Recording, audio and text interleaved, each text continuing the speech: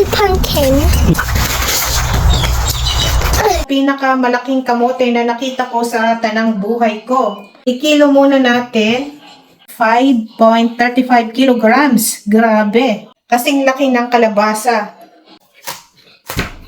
So, hindi siya masyadong purple na purple, pero okay na rin. Nakikita na yung ibang purple niya. Dahil masyadong malaki itong kamote ay kalahati lang muna nito ang aming iniluto. Ilalaga lang namin itong kamote. After ilang minutes ay luto na yung kamote. Tikiman time na. Luto na yung kamote na malaki.